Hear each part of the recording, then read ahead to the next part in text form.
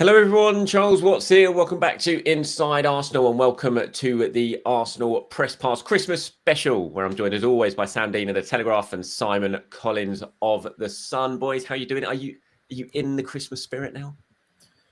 I'm very excited for Christmas because it's my son's first Christmas. Obviously, he's going to have no idea what's going on, but I think the noise and wrapping paper and stuff should be quite fun for him. So I'm looking forward to seeing the joys of Christmas through a new person's eyes. I may add, before I move on to you, Si, there, that we are probably going to be putting the show out after Christmas. So, as we are pre-recording it. So while Sam's saying he's excited for Christmas, he's actually already had Christmas by the time you're watching this. Yeah. But we are. So what I would say, I had a great Christmas seeing Christmas through the eyes of my son for the first time. He loved the wrapping paper and the noise and all the toys involved. This is making me think of a bit noisy journalism chat, but when we have because the Christmas games are so tight together, you have the press conference quite often after the match for the next match because there's not enough time to see Mikel in between the games. But famously, I once did a game at Fulham with Martin Jol, and Fulham's plan was we're going to preview 2 games after the match. So we were like, okay.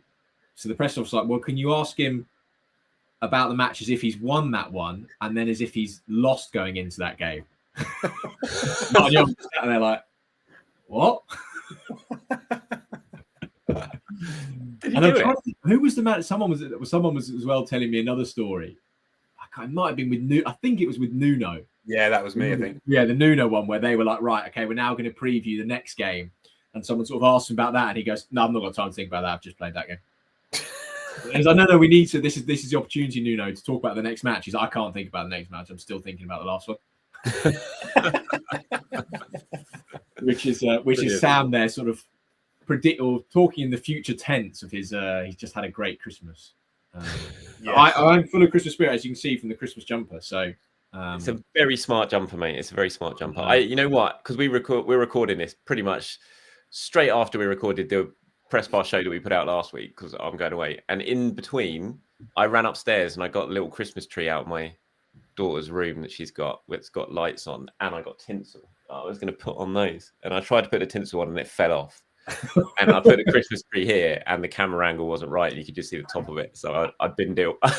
I binned it off. So in my mind, I was trying to make it as Christmassy as I possibly could, but it failed miserably. Yeah. So they're now both chucked outside the door. Charles, what's one thing you want for Christmas this year? What you wanted? Did you get what you wanted? No, wanted for Christmas. Wanted for Christmas. Come on, Dino, get with the rhythm. What did I want for Christmas? I wanted no injuries for 2026. That's a top of my Christmas list to Santa. Please, no more injuries. So we'll see if he delivers on that. What did you want on your list, Si? From a selfish Arsenal perspective, is a nice European away trip to a city that I've not been to yet. That's a nice one. That would be very nice. I don't know if there's some way Arsenal could play Copenhagen in the last 16 of the Champions League. I don't think there is, but that would be my preference. But I think the injuries is a good shout. But I mean, of all the wishes you can ask for, that ain't happening, mate. That ain't happening. That is not happening. I think we've all come to accept that by now. So this is just going to be a bit of a special. It's not the usual type of press pass show, so we're not going to be reacting to news and all that sort of stuff. Like I said at the time of recording this, I don't even know when it's going to go out. I think it's probably going to be going out on Boxing Day. So we're just going to have a bit of fun with this one. It's going to be a bit of a timeless episode rather than reacting to results that have happened a couple of days ago that we don't even know what they are. So we're going to talk about. We're going to look ahead to the January transfer window, which is, of course, coming up very, very fast now, and just a few days away at the time of you guys watching this for the window opening. Look at what Arsenal might do, what maybe they should do, give our predictions for the January window. We'll round up a little bit of 2025, get the boys' thoughts on what Arsenal have done in that calendar year. We've got an end of 2025 quiz as well that I'm going to be firing some questions at these two. Actually, I should have told you this before we started recording this. If either of you have pen and paper handy at all? Yes, I do. Yes, I have paper. I can get a pen. Or I I could mean, use a document I could type, couldn't I? we are journalists. You've not got a pen next to you. You should have a pen and paper now. Well, I'm See, I actually say off that, and I don't today. think I'm off today, so my pen is elsewhere. But I can get it. I can get another pen. So for the quiz, I think you're going to need a pen because we're not going to. You're going to write down your answers, and then we're going to go through them at the end of all the 10 questions and see which answers you've put down to do it. And I don't want any cheating, so I want to know that you've actually written them down, and you're not going to be Googling while I speak sneakily because I know you two. Any excuse to try and win. So you will need a pen at some point. Sorry, I should have flagged that before we started recording, but we can deal with it while you're running away, Sam. So transfers wise, January wise, God, it feels mad to be thinking about the January transfer window. It only feels like a week ago that Arsenal were making their 8th summer signing in Pierre-Emerick Nketiah. Do you guys think there's going to be anything Arsenal related January when you're looking ahead to that window? What are you expecting potentially from Arsenal, or what do you think as well that they probably should be doing in January? I would suggest that the nature of the Nketiah deal, which was the last deal, being a loan with an option which is effectively between us an obligation, I think that would suggest that there isn't a huge amount of money to play with, which I don't think will be a source of shock or anger for the fans. I think any reasonable fan would understand that Arsenal pushed the boat out quite far in the summer and did not make much from sales. So just on that basic level, I don't think there's a huge amount of money to work with. And equally, there's not really a huge amount of space in the squad either. It's a really, really big squad, and you can't just keep chucking more bodies in theory at least, because they can't all play and it's very hard to keep everyone happy. The caveat to both of those things is, as we know, injuries keep striking Arsenal down and it keep causing problems. And there are now a couple of obvious areas in the squad at the time of recording, and hopefully it's not got worse by the time this comes out, especially at right back and sort of right centre back, when Arsenal suddenly look really, really short. So I wouldn't rule out a kind of short-term loan deal maybe, or a short-term cheap deal just to sort of cover some of the gaps, especially if it can be kind of done in the expectation of a player maybe leaving in the summer. For example, we've discussed Ben White's future before. He's got 2 years left on his contract this end of this season. It would theoretically be a good time to sell him if you wanted to and if he wanted to go. So for example, if you're Arsenal, get in a right back or a right-sided defender sort of 6 months early and then try and sell White later. I think it's not easy and it's not ideal, but I think it's possible given the current situation. What about the guy who's just gone to Ajax, Tommy Edson? Him, Begovic is my other suggestion. Yes. Or where's Cedric Suarez? Where is Cedric Suarez? That is a good. Where is he? I think he went to Brazil. Is he still playing football? I don't know. I agree with that in the Nketiah deals smells a lot of David Raya in this, sort of where they wanted to buy David Raya. Oh, we can't do it. So you do it as a loan and then you get it done like that. And we knew that summer Arsenal were kind of tight in terms of financial regulations and rules of what they could do. So that for me kind of signals where they're at. You would love probably if there was some sort of clever loan deal to do to get someone in, just for a period, particularly on that right side of the defence, that would help a lot. I know Sam and I, on our late night walks to the Tube and on the Tube, have kind of floated the idea of Sergio Ramos on a free, Thiago Silva on a free. I saw Thiago Silva's name pop up yesterday. That's kind of the market you feel you're shopping, which is probably isn't the most exciting for the listeners when you see people like Semenyo being mentioned. Like, I know he's a player Arsenal have looked at in the past, but the money being talked about, I cannot see how Arsenal will be doing that sort of deal this month. No, I don't see it. I'd be very surprised if Arsenal do anything in January. I think the Nketiah deal, like you said, sort of points to that as well. I mean, I wouldn't rule it out and say it's absolutely impossibility. I mean, Sam, you've written about the interest in Rodrigo Mendoza fairly recently as well. If I don't know, that's not a right back, obviously, but you know, if someone there's someone like that who they've scouted quite extensively that they like, and if someone sort of tries to muscle in on that, would that force their hand a little bit to try and do something earlier? So it could be maybe a deal like that could potentially happen, one for the future. I think that's a good point, Charles. I think that kind of thing is quite possible. That kind of young player up and coming, getting them at a relatively cheap value now and watch them grow. I think if they had to do that in January, I think they would probably try and move on a target like that if they could. But that wouldn't, I don't think, strengthen the first team for the next 6 months. Like, for example, with Mendoza, if that happens, I would be not at all surprised if he then stayed in Spain for another 6 months or even 18 months potentially. So, like, I think in my head, I kind of separate that kind of deal from like a first team deal now. I mean, the Ramos thing, I kind of love it. I kind of love the idea. He's won absolutely everything. He's one of the all-time greats. He's obviously a massive character, personality, leader. Just, is he 39? 39, yeah. He'll be 40 in March. Come into the Prem. I mean, we were saying this, Sam. I think he would have played with Gabriel Heinz at Real Madrid. They would be teammates. Yeah. Like, I love it for the clout off pitch, you know, what he'd bring.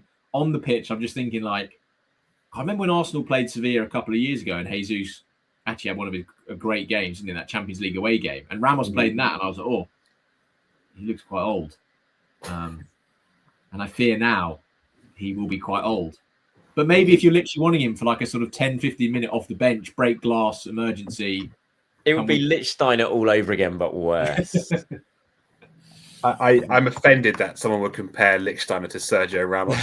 I'm not comparing them as players in terms of their past history, but a 39-year-old turning 40 in March to see Arsenal over the line in the hunt for the Premier League and the Champions League, as good as Sergio Ramos is. I know about brand Arsenal. I suspect they would sell quite a lot of Sergio Ramos shirts. I'm sure they probably would. I mean, how many red cards would he get between now and the end of the season as well? Don't worry about it. Don't worry about it. I would definitely worry about it if we're down to 10 men all the time. Who's the last Arsenal player to properly like Panenka a penalty? No one's got the guts. Saka tried it in the Bernabeu. Yeah. Got to be Ozil. Badly. Ozil? Saka in the Bernabeu, completely forgot about that. Yeah, at the most crucial of moments, he tried that in the Bernabeu. Ramos would have nailed that. Ramos would have nailed that. He never missed a Panenka. He did like 15 in a row. I still can't believe Saka tried that. I remember I was sitting next to you, Si, in the press box there, and I had my phone out, I was recording it, and I was just like, oh my God, what are you doing, Bukayo? But then I love the fact that later on in that game, after, who was it who met him at the tunnel at half-time? Carvajal, yeah, was waiting to have a go at him.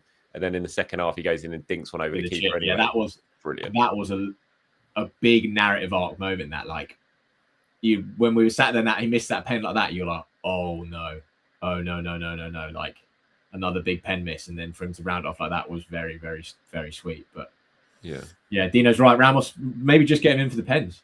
Purely that. Max on the Discord had got in touch, and he said, should Arsenal consider signing an aging player open to a cheap short-term loan or contract in January? I can't imagine we'll find an upgrade at DM on Norgard this January. I'm sure someone out there is waiting to join a side in serious contention for trophies. Sergio Ramos. He's describing Sergio Ramos. He says, we have available squad space, so I don't see a downside. Imagine if White and Mosquera have setbacks. There are probably better options, but one idea, Hector Bellerin on loan starting January the 1st. He knows the club manager, hasn't played for Betis since November 23rd, I presume that is, rather than November 2023. He must have played since then. So I can't imagine it would cost much. Not getting in the Betis team. Slight alarm, red flag. Yeah. This reminds me a bit of when, do you remember when Arsenal was so short on strikers and it was like, maybe Diego Costa, could get him in, or like looking at the free agents. It's like, as much as, you know, they kind of look like, oh, maybe that would kind of work. You think, is it really going to move the needle, like for the sake of a body? And I think a lot of Arsenal's transfer business in previous windows, Mikel has been quite clear, both publicly and seemingly privately, that like he doesn't just want a body. Like he's like, no point. There's not getting someone in for numbers' sake. No, I can't see it. The 2 players who are out of contract in the end of this season, so might therefore be available cheap to come in now. And it would be an admission that the Norgard deal hasn't really worked, and I can't see Arsenal doing this. But Ruben Neves, a player Arteta likes and has tried to sign before, is out of contract in Saudi Arabia at the end of this season. He's 28. I think I wouldn't be surprised if Neves came back to the Premier League. And yeah, I mean, is he better than Norgard? Probably. Would that be a thing? Maybe. And then the other one, I didn't realise until now, Quentin Timber is out of contract. Yes, he is. Quentin Timber. Quite a lot of people have mentioned Jurian's that to twin me. brother. Yeah. Jurian's twin brother is a free agent as of the end of the season, as it stands. Yes. I'm not sure how good he is, but he also plays for Holland, so he must be I quite think good. he's all right. I think he's all right. Where did I see? I saw him linked with someone, like he was about to sign a pre-contract agreement somewhere. I can't remember where it was now, but lots of people have mentioned bringing Quentin Timber. This is probably stupid, but he looks loads like Jurien Timber. like I know they should do, but like, what the hell, man? Like that is.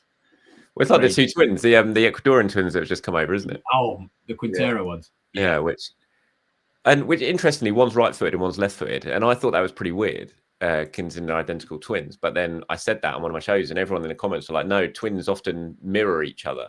Is Quentin Timber a lefty? Don't know. Haven't looked. This sounds like a Sam Dean Telegraph piece. This on twin footballers. Oh, this is that does have Sam Dean written all over it. But yeah, apparently twins often mirror each other because they're like mirror images of each other. So I think like the loud drops. One's right-footed, one left-footed is normal. Quinton is right-footed, as is Jurian. Yeah. But I don't know if they're left-handed or right-handed, so it could be that. What about sort of outgoings? Are we expecting any outgoings? Well, my gut is that Arteta won't want anyone going. No, I think that, and I think that's the right stance as well, in my view. But equally, the club, if there are offers, are kind of obligated to at least listen for quite a few players.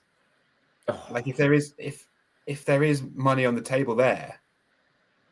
I mean, I guess what I think, and I don't know this currently, but my suspicion is Arteta would only let someone go if a replacement was found. So perhaps it's a case of 1 in, 1 out. That is theoretically possible, I think. But if let's say someone came in for Martinelli with 50 million, for example, is there a young winger out there who they think they could get and would be an upgrade on Martinelli? Possibly. I could see it. Semenyo, nah, I don't see that one. But in theory, I could see that being a potential thing. I think it'd be like with Kiwior when the only obviously he wanted to go, didn't he? And the only way he was told he could go was if we can get someone in. And I think it'd be the same with if someone like Jesus goes, look, I want to go because I want to play before the World Cup. I think they'd be like, fine, but we're not doing that unless we get someone in. Like I can't see Arteta looking at this squad being like, yeah, we could just lose some players and carry on. Like, given I don't see it. Not halfway through the season when they're hoping to win the Premier League. Jesus is the one where, Arteta went on the record, didn't he? He said doesn't want to lose him. He's the one where you could wonder maybe go. The other one is we talk about him a lot, but it's like I think would be like someone like Ethan having a loan for like 6 months at like a Palace, or a Fulham or a West Ham. Would benefit a lot because, as we've said, he's kind of number 3 right side, number 8, number 3 right winger. But again, I think Mikel will just be like, don't want to risk it. Could suddenly need him a lot. But he's someone, I think, in an ideal world, I would be looking at and think, could he maybe do with a loan for 6 months? I think he definitely could do with a loan for 6 months, but I just don't think it's worth the risk from an Arsenal point of view. When you're trying to win what Arsenal are trying to win, why would you? Yeah. Why would you weaken your squad halfway through that season? So I think from him, it'd definitely be beneficial. And I imagine of all the players in that Arsenal squad, probably the player they're going to field the most inquiries about in January will be Ethan. But I don't see why Arsenal would even contemplate doing that. right now. And also, the sort of Martinelli 1 in, 1 out just feels a little bit risky halfway through the season again, because then you kind of bed in a new player in and he's taking time to adjust it just as the season gets to like the defining moments, really, when you've got a player who's, already embedded into the system, know exactly what the manager wants from him. It just feels at this stage, I'd be very, very surprised. Yeah. If they were to do something like that. What about sort of Premier League as a whole? Are you expecting it to be a busy January? I think Semenyo is probably going to be the guy dominating a lot of headlines as we head towards January with that 65 million release clause. Seems like City, Man United, Liverpool, Spurs are all potentially going to be in the running for him. Do you think he'll be the big mover of January? I think so. I think it's pretty certain that he will go in January. I don't know. I mean, Bournemouth are quite clever with it. I don't know if they just instantly would then go and spend all that straight away. It's like the money wouldn't necessarily circulate around the market as a direct consequence of that deal. I don't think. I think it's more likely Bournemouth would do a clever kind of young signing here or there and maybe save the rest for the summer. I mean, Mark Gay, he's interesting just because he's out of contract. My suspicion is he'd probably wait to the end of the year now and go as a free agent, but there will be a few clubs who have a look and try. Apart from that, I'm not convinced it'll be a hugely busy one. But if as ever with these things, if 1 or 2 deals happen quite early, it can kind of trickle down. I mean, Salah? Yeah. I think he probably will go, won't he? But then I think maybe Semenyo goes Liverpool, and that's quite a simple solution to that problem. We had I'm trying to think when was the most recent? I feel like we've had either this year or the year before, we had a kind of mad January where the money spent was like crazy. Well, 2023, Chelsea bought Enzo Fernandez for 108. Yeah. And they bought Mudryk for like 70 as well. Didn't they? Yeah, that's the one that feels like an outlier window though. Normally it's not I always think with January windows, if you're kind of doing business then, it's probably either you've lost a big player, like a Bournemouth losing Semenyo, or you haven't got your summer business right, really. Yeah. Well, Arsenal spent about 50 2023 as well, didn't they? Trossard, Jorginho, Kivior. Yeah. Probably one of their best January windows, that. What did they do last year? I can't remember. Didn't do anything last year. Nothing. Last year was when they lost everyone to injury. That's when we were saying we were looking at Diego Costa and thinking, could he do a... Yeah. Oh, yeah. Last year was Ollie Watkins, of course. Because we all assumed, didn't we? As soon as Jesus went down, they would react. Martinelli as well. And they didn't.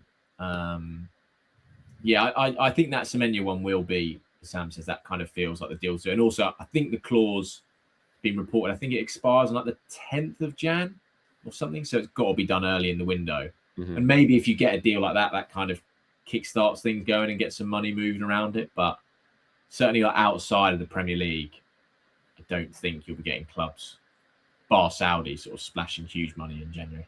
Mm-hmm. Right, so we are coming to the end of 2025 now. It's been an up and down year, I'd say, for Arsenal. Obviously, ending it pretty well. We don't know exactly at the time recording this how the league table is going to look come the end of 2025, but Arsenal are certainly going to be there or thereabouts around the top of the table. How do you look back on 2025? As I said, there's been some highs and there's been some lows as well. What are your sort of overriding thoughts when you look back on the year? Injuries. Would probably be my word. I mean, that genuinely has been the story. My word of 2025. I mean, obviously, massively derailed them, didn't it? Back end of last season, it's not derailed them in this start of this season. It's like hampered them, but I don't think it's kind of absolutely thrown them off like it did last year. It felt like a year of like moments.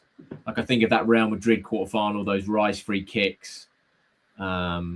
But maybe that's because of injuries. You haven't kind of had the sustained success that you would have hoped for. But yeah, been some great moments. I mean, that the 2 Real Madrid games, they're 2 of the best games I've ever covered. And the Rice free kicks, 2 of the greatest moments I've probably covered live as well. So that'll stick with me. And then the summer window, as painful as that was to cover, because it felt like there were a lot of spinning plates and madness going on. What a window that was, like in terms of the squad rebuild they've done. So yeah, a year of highlights rather than being a kind of memorable year, I would say. Mm-hmm. Yeah, I think I would agree that injuries is probably the key word, but I think it's also a year of further establishing themselves as European elite. So I don't think, obviously, they had the 2 years finishing second and challenging Man City and looking good, but I don't think the wider continent had really woken up to what Arsenal were doing until that Champions League run and that Real Madrid game in particular. But also even, the Bayern Munich game a few weeks ago sort of furthered that. And I think, Si, were you saying that, for example, like Nagelsmann voted for Arteta as coach of the year in the FIFA Best Awards? I think Arsenal's and Arteta's standing in Europe and world football has been elevated this year, despite the injury issues. I think there's a sense of big time about Arsenal now that probably wasn't quite there a year ago. They were still on that up towards this trajectory. And now there is a sense of like, this is once again like a proper established European heavyweight. And I think the summer transfer business added to that as well. Like just the size of the money, the size of the fees, the amount of players and the caliber of player they signed was just, it all screamed like top tier, top level. And if you compare that to the kind of the players they've been signing in previous windows, it's very different. It was the win now summer, as we've discussed, and it was also the kind of flexing of their muscle and their status, which they built on this year, despite not hitting their goals in the Premier League or any other competition, to be fair. But yeah. Lionel Messi voted Arteta in his top 3 as well for Coach of the Year. The only Premier League manager that he voted in that. Myself and James Benj did Inside Arsenal Extra Time, our Christmas special as well, and we did a bit of a sort of awards special. So I'm not going to go over them in great detail because we've already done it and the viewers would have seen it. But I just would like to get your thoughts on a few of them. So I would presume both of you, when it comes to sort of game of 2025 from an Arsenal point of view, you'd both be going the Real Madrid home game, I imagine. I think the 5-1 against City was also a big one. Yeah, tempted. From a personal point of view, I would go Real Madrid away just because I've never been to the Bernabeu and had always, as a kid, wanted to go there. Epic stadium, and also kind of the way it was won late on. Saka redemption arc with the penalty, as we spoke about, and then I can also remember where the press box was as well. You're sort of right up in the gods, and on the right, those Arsenal fans there who were, as is the way in European aways, were sort of penned in there at the end, but going absolutely nuts. I think that for me probably, that was probably my favourite game to do. I think, and the trip as a whole, going to Madrid and everything. Yeah, see, I gave it to the Real Madrid home game, but I wasn't even at that game, so just the actual what it all meant. But I think certainly from a personal point of view, in terms of sort of being there, that game at the Bernabeu, I vividly remember punching you, Si, on the arm or the leg. I can't remember what it was when Saka scored and dinked it over the keeper. I vividly remember punching you several times on some part of your body, trying to stop myself from cheering. Yes, that was very, very special. So Martinelli one as well, because he had to win the game as well. It was so special to win it. I'm so glad Martinelli got that goal. Yeah, but it felt like he was running forever. I think it was because we were so far from the pitch, like up in the gods, but you were just watching him like run there. It was almost like in slow motion. Yeah, it was just epic. Goal of the year? I mean, it has to be the Rice second free kick. Yeah, the Rice second free kick. Yeah. Another one I really like though, and partly because it kind of told the story at the time of Waneri's breakthrough, was his goal against Girona, Champions League. Obviously, a bit of a dead rubber, but like it was like the ultimate Waneri goal, like curling in far corner. And that was at a time when he was really starting to sort of make that little breakthrough and really catch the eye. So that kind of encapsulated that excitement around him, I think. So I like that. I like that goal a lot. And then Eze's hat trick. And I was thinking I was still thinking match of the year, but like that's got to be up there, really. Yeah, Eze hat tricks. That's. Yeah, Madueke's goal the other day, I think that's right up there in terms of goal of the year for us. It was stunning goal, absolutely stunning. That's actually maybe the Rice free kick. I think that Madueke one's the best goal, but it's just like sometimes I like thinking of goals like with the meaning and significance of it, and obviously that beating Club Brugge can't compete with Madrid. No, exactly. Yeah, the Madueke goal was, and the fact he'd already just bent one free kick in like 3 minutes before. I still think the first free kick was the better of the two free kick from a technical and a difficulty standpoint. The second one was far more spectacular, obviously, and the fact it followed on from the first one so closely, and the noise and everything about it made it understandable. But I still think the first free kick was harder to do, to pull off, to score than the second one. Oh, remarkable. Player of the year, me and James both gave it to Declan Rice. Yeah, I think that's quite hard to argue against. Yeah, I mean, Gabriel's had a very good year when fit. But he's had missed two quite a lot. large chunks injured, hasn't he? If he had stayed fit, for all the year, I think he would have pushed him very close. And maybe Timber would be the other candidate. Yeah, I spoke about Timber. I gave him a shout. My moment of the year was signing Eza. I just remember that night, and I so wanted that to happen, and I just remember the excitement when that actually was happening. I just say it's just brilliant. Have you been a bit underwhelmed since, compared when you think back? Yes, I have been a little bit, but that doesn't take away from how excited I was at the time when we signed him. and I still think he'll be brilliant for Arsenal, but I think he's just sort of bedding in and trying to find his place and all that sort of stuff at the moment. He's also always going to have that Spurs hat trick now. Yes, he is. Whatever happens. Kind of whatever happens, that he's just going to have that day, which was like the most ultimate narrative klaxon I think I've ever seen. Yeah. You just knew he was going to score that day. We didn't think he'd bag a hat trick. No. And I think he's got a big part to play in the second half of the season. I really, really do. 100%. So yeah, those were just a few of them. There were some other ones we did. Like biggest surprise of the year, I said my vote went to Mikel Merino. I just can't believe what he did in 2025 when you look at what his career was before that and the numbers that he produced in 2025 for club and country. Most improved player I gave to Calafiori. Biggest disappointment, I just said the constant injuries. And the biggest what if moment of the year, I said one of those. If Donnarumma hadn't made one of those early saves in both legs, but certainly in Paris, if Odegaard's shot goes in Paris early doors and it goes to 1-1 on aggregate, then to see how that game would have shaped up. Moreno's goal was up there, Real Madrid, for like one of the goals season. That goal will forever be lost in time because the Rice free kicks, but that was like such a low-key great finish. That it was. Yeah, absolutely. Absolutely. Right, we're going to move on to some questions now because we've got quite a few sort of funny, Christmassy 2025 related questions. So let me try and find the right one, see which we'll go for. Which we'll start with this one because I know that it's right here. So this comes from Ashley, who says, some more fun for the Christmas episode. I think our starting 11 at the moment when everybody's fit would be the following. Raya, Timber, Saliba, Gabriel, Calafiori, Odegaard, Zubimendi, Rice, Saka, Havertz and Trossard. If Arteta was only allowed a keeper plus one outfield substitute on the bench, who is he choosing? I think he goes for Merino. So that's from Ashley. So who would your one substitute be if that 11 was Arsenal's 11 that's actually listed? I think Ashley's spot on.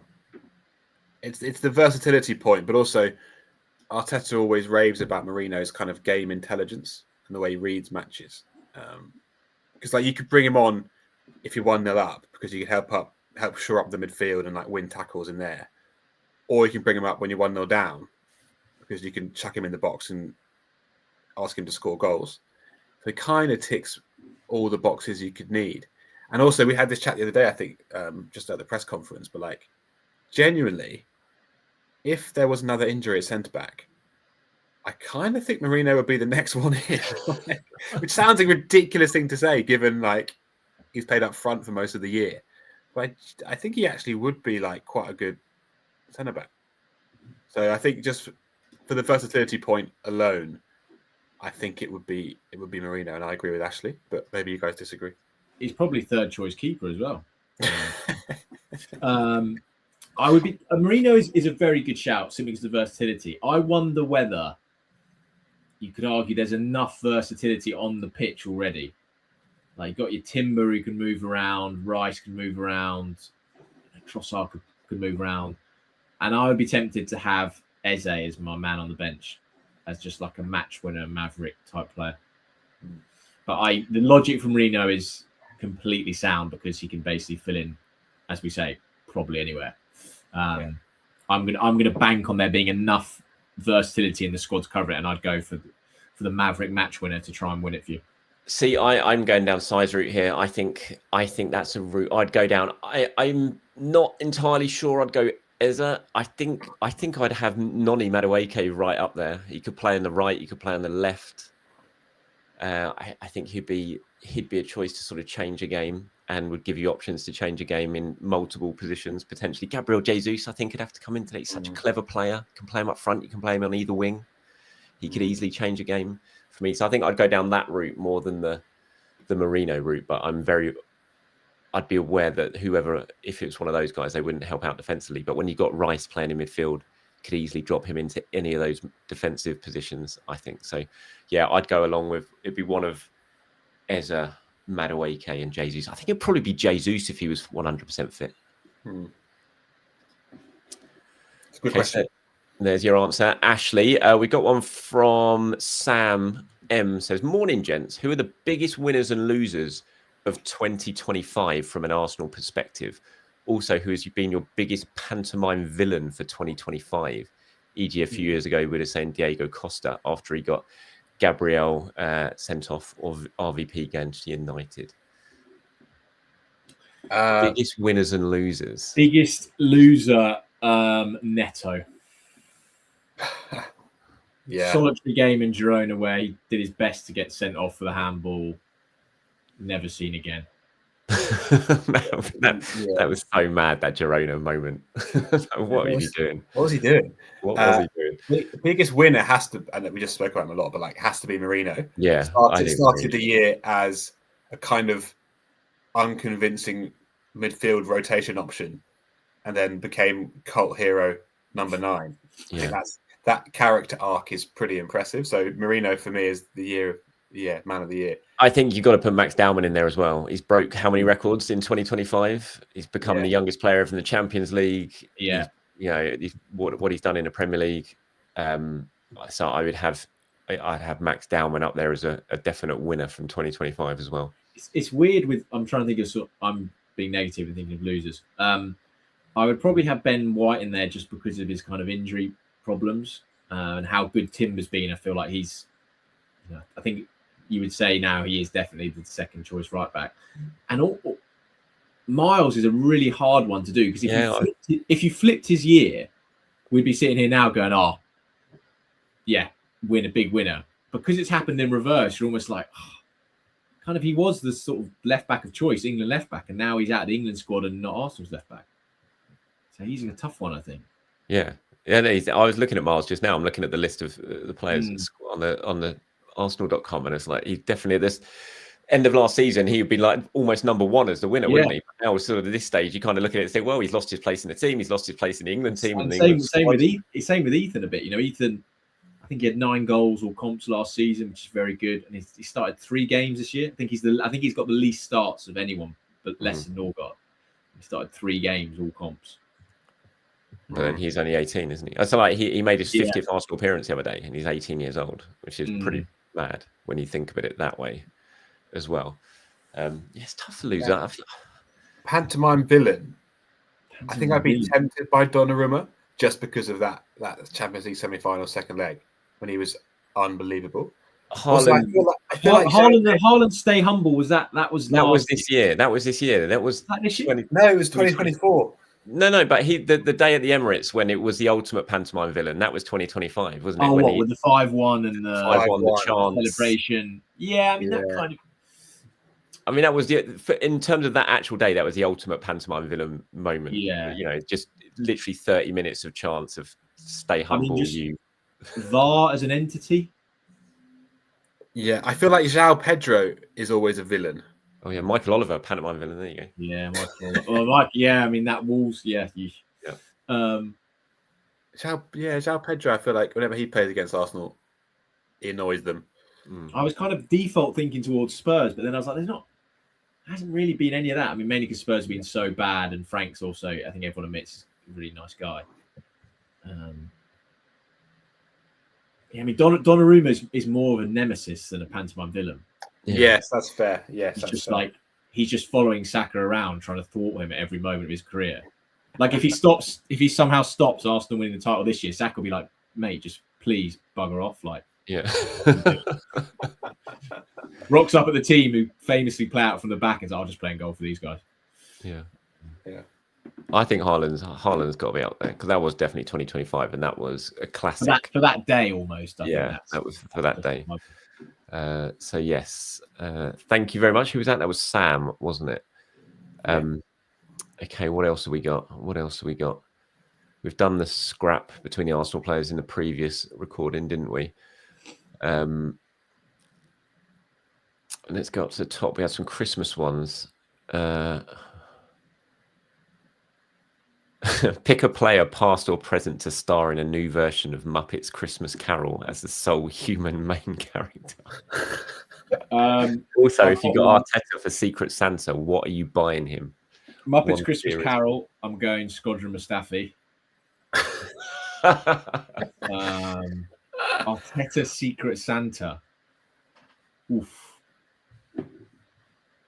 One serious, one joke wind-up present. I would get him Win the Dog, the stuffed toy, for £25 that he could take home, so he doesn't just have to have Win at the training ground. He can have Win at home as well. That's a great question. I hadn't seen that one. I wish I prepared that one. I've always wondered with Arteta, does he dye his hair? Would he take offence if you get him some black hair dye? Black hair dye. I think I'd get him something like Ozil related as like a banter. You know what I would? I've got a good one for get him. I don't know how it would work though, but I would get him. I would get as a joke. I'd get him a remote control microphone that I would control when he's not looking, and so every time it moves in front of him in a press conference, it would just send him absolutely mad. Be constantly trying to fix his microphone, and you could just constantly move it around and just wind him up an absolute treat. So that'd be a good one. He moves it when it's not even moving. So I know. We had a question on that actually. Someone randomly popped up said, "Do you notice in press conferences how he's constantly moving that microphone?" And I do. I notice it so much. It's and like Sam, you pointed out, he fixes people's dictaphones and phones. He lines them up so they're straight. It's like a sort of OCD thing going on there, isn't it? I'm always like, come on, mate, sanitize your hands. He's definitely got a bit of a kind of tick, doesn't he? Well, he said it. He always has the press officer bring him his water bottle, which he always has with him, and doesn't actually. I don't think he actually drinks any water out of it, but just has it with him. His little Arsenal water bottle. Kind of weird. We know he is kind of superstitious, isn't he? I think he's got to get himself G'd up for the absolute grilling that we give him. Well, I think the Telegraph interviewed him a while back, Sam, didn't they? And he doesn't change his outfit if they're winning or something. He stays in the same clothes. Like he is a bit of a quirky character in that respect. In terms of the Muppets Christmas Carol, I mean, you could have Arsene Wenger as Scrooge, couldn't you? You think back to the years of the Emirates and the. I think Squadron is made for it, really. I just think I'd enjoy seeing Granite in such a role. I think it'd be very watchable. Yeah, I'm trying to think who would hate it so much if you made them do it. Leandro Trossard, fuming. Okay, and I don't know if you guys will be able to answer this one from Pat. What is your guys' favourite Arsenal-related Christmas gift you've received or given to someone? Actually, Sam, the first question we had, the very first question we had was every year. It was from DJ. I can't find it now, but it was, as a Christmas treat, can you at least give us a clue about which team Sam reported? When are you just going to tell everyone that you're a Spurs fan, Sam? I'm not a Spurs fan. This is the way to do it. This is the way to do it, listeners. Every week you get asked which team it is, and just whistle your way through. No, I just think, and it's now reached a point where it's like become this massive. Well, it's not massive thing, but it's become like a little jokey thing on the chat, and that's great. But like, it'll just be underwhelming now when it's revealed. Not like some crazy, whoa, what? No way! It's just, yeah. He's throwing you off, everyone. He's secretly a Spurs season ticket holder. Trust me. Definitely not. I just think like it just wouldn't help my cause as a journalist in the mad world of social media. That's because it's Spurs. It's not Spurs. It's not Spurs. It's not Spurs. Yeah, no clues will be given. He's not giving you a early Christmas present, DJ. I'm afraid you're not finding out. I tell you what, one of the favorite. I've got it here. This is people who watch the channel will know that I used to have this picture up in my old house, and I can't quite find room for it here. But this was actually, I got this myself, but I got it first for Dad, and it's a made up picture of all the different from Highbury on the final day, and it's like a montage of loads of different pictures all put together to make up the sort of, obviously the view from here. And we've got, as part of it, we've got Dad there, you've got me and Dad outside there, me there. So it's like a personalised picture from the final day of Highbury, which is like the most special place in the world for me and my dad. So I think that, and I got him that for Christmas. So I think that's probably my favourite. I got given this print last year, which was also very nice. Say again? I got given this print last year, which was also very nice, of the marble. Oh, love that. Marble halls. Yeah. It is, Charles, the question, is that the famous one that smashed? Yes. One of the iconic clips. It is the famous one that smashed, yes. One of the I've only ever received one Arsenal related gift, and that was the club very kindly gave a sort of little baby onesie to my boy when he was born. So that will be my answer. In an attempt to make him an Arsenal fan from birth. Has he worn it? Has he worn it? He has worn it a few times, and I'm okay with it. But that is just our peak Arteta. He's like 3 weeks old, and Arteta's already getting in there, like just trying to lay the seeds. Like, just let Mascara's brother. Mascara's brother when he was at the signing video, and they're like, "Oh, you're good as well. Do you want to sign up?" That annoyed Valencia. Apparently, that really annoyed Valencia. Has he worn a onesie of the team that you support? No, I don't think. He's an Arsenal fan. No, he's not. Well, he is clearly. I want him to support like a local, close to me team. There's a clue for you. There you go. So that's your team that isn't a local, close to you team, is it? Well, I want him to support Fulham because that's like a lovely club. Yeah. So I'm going to gently encourage him to support Fulham. A guy I play football with goes to Fulham with his lad who's about 10, 11 years old every week, and tells me it is a lovely experience to have a season ticket there. So, yeah, it's just brilliant. Yeah. And you learn a lot about life. Like, no offense to all Arsenal fans, but Arsenal fans, there's a level of entitlement because of the historical success. Mm. Whereas Fulham fans, they're just trying to get through the week. You know? Yeah. No, I was about to say they're on the breadline. They're definitely not on the breadline. No, not the breadline. God, no, those ticket prices. They can't be on the breadline with those ticket prices. Sourdough line, probably. Only Jason's sourdough. Oh, that just random point aside. We've got into a horrible. It's horrible. No, it's a nice hole in our house where my wife is like exclusively wants Jason sourdough and exclusively wants Lurpak. So sourdough. That was the main reason. That's the main reason why we moved jobs. I moved jobs, to be honest. You got to sourdough is the most overrated food in the world. It's like you're eating stale bread basically that rips your mouth in half. I don't understand sourdough. I genuinely don't. My wife loves it. It's like, why are you eating rock hard bread that hurts and like splinters off and goes into the roof of your mouth? Oh, I don't get it. What bread would you choose, Charles? Just normal bread that doesn't hurt to eat. Like a Hovis best of both. Surely it's not hard to just do that. I mean, look, not to go all Men's Health about it, but I think sourdough is a lot better for you than like your mass-produced, additive-filled, spongy stuff. It's not better for your mouth, I'll tell you that. Definitely. Wow, what a chat this is. Is this the end? Have we got... This is the content viewers wanted. Oh. This is the classic Christmas content. We should be talking about Christmas dinner. There you go. Another overrated food is Christmas dinner. You're the Scrooge. You're playing. And in fact, not just Christmas dinner, but roast as a whole are totally overrated. Like totally overrated. If I had it, I would not eat roast on Sunday. If you offer me a curry or a roast on a Sunday, it'd be takeaway curry all day long. That should be the tradition. Sunday night curry, not Sunday roast. I just feel sorry for you, mate, because you're clearly doing roast wrong. What have I done there? He's Sorry, gone. I turned my thing in disgust at what you just said. Livid camera off. I'm trying to upload something at the time of this, so I'm confusing myself here. Here, look. Oh God, one of the.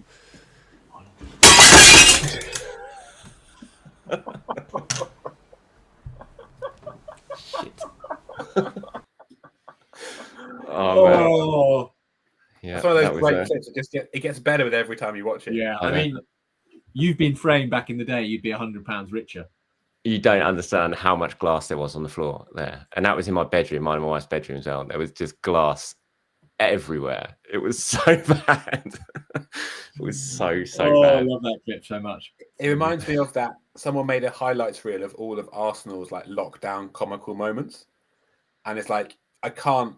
If I see that on my timeline, I have to watch the whole thing. It's just too funny to not. Equally, whenever I get sent the Charles Watts frame video falling, so I get sent quite a lot. I have to watch it all the way through every time.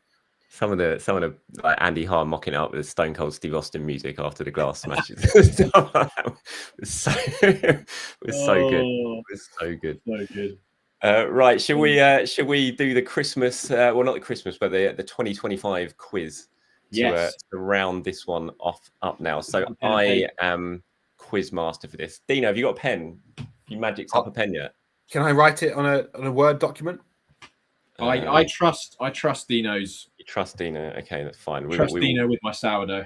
I won't Google anything. I promise you. So it's 10 questions of stuff that happened during 2025.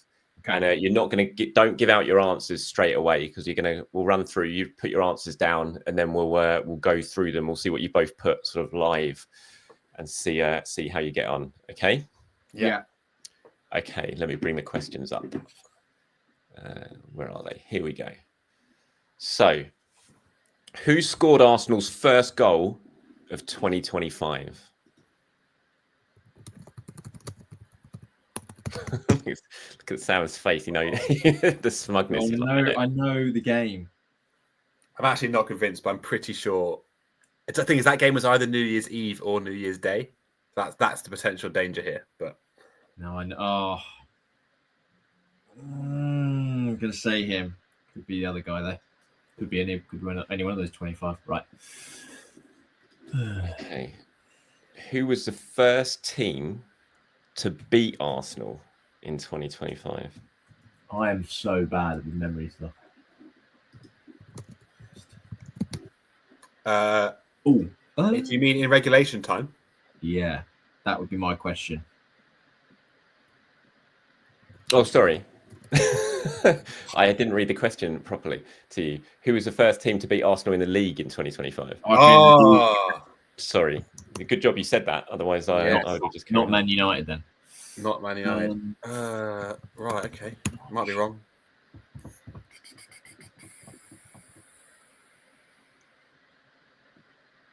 You both put down an answer? Yes. Okay. Right. Arsenal famously beat Real Madrid 3-0 at the Emirates in the Champions League. Who was sent off for Real Madrid in that game?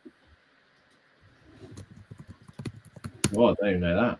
Oh, yeah. Oh, yeah. Yeah. Okay. What gift did Andrea Berta give to other Arsenal club executives before the home league game against Real Madrid? Yeah. Now we're cooking.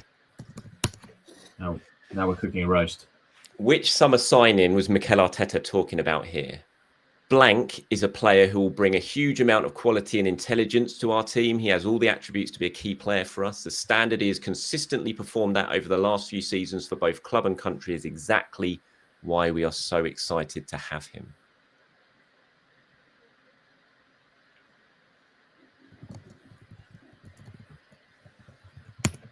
That's a guess. Both done it? Yeah. Right. Arsenal played 14 games in the Champions League in 2025. How many of those did they win? Oof. 14 games in the Champions League. Yeah, in 2025. How many did they win? I'll give you a few seconds to try and work that out.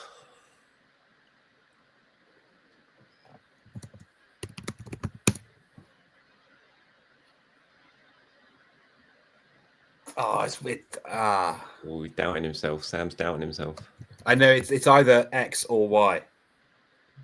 Obviously, but you know what I mean. It's neither of those. It's a number. There's one game I can't remember the outcome of. Every other one, I think I've nailed it. Yeah, I'm the same as Sam. Where I'm. It was the least relevant game of all of them. I can't remember. What game is it? PSV second leg. You're giving each other hints now. You shouldn't be doing this. Yeah, sorry. I can't. They were obviously that game was so meaningless. I can't remember what actually happened. That was such a weird game. Do you not remember Zinner playing midfield? He scored a goal. Oh, I shouldn't have said that. Yeah, but I think PSV might have scored as well. Anyway, we'll find out. We'll find out. Have you both put an answer down? Yes. Okay, who said this? I know what it means. It's a privilege and an honour because I know the names that have worn the shirt before me. Asmir Begovic. Yeah. Okay. How many goals did Mikel Merino score for Arsenal in 2025? Oh, great question.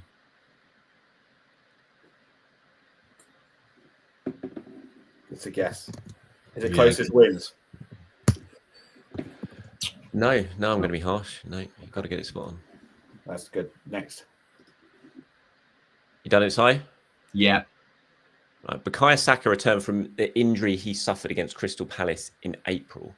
How many goals did he score between then and the end of the 2024-25 season? All comps? Yeah.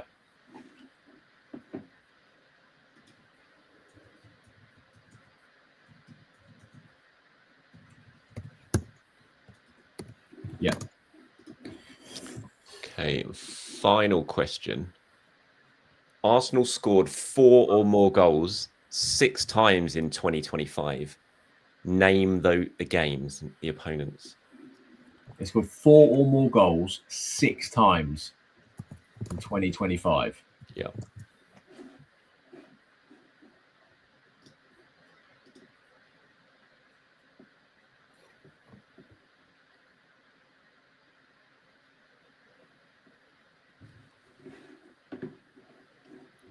Done it?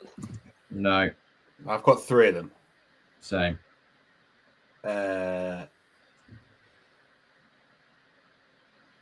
6 times? Yeah. That's a lot. That is a lot. I think a lot of them are with Mikel Merino as well. Makes you think. I've only got 3. I'll give you a clue on that. I'll give you a clue on that. 3 of those were last season, in the second half of last season, and 3 of them were this season. Yeah, I've got 2 from last season, 1 from this season. Same. So how many this season, Charles? 3 of each. 3 this season? I think. Just going back, I did these questions last night. I'm just double checking, but I'm pretty sure that's right. Oh. Yeah, it is right. It is right. In all comps, remember. Oh yeah. No, I'm wrong. I've got the 3 from last season. This season,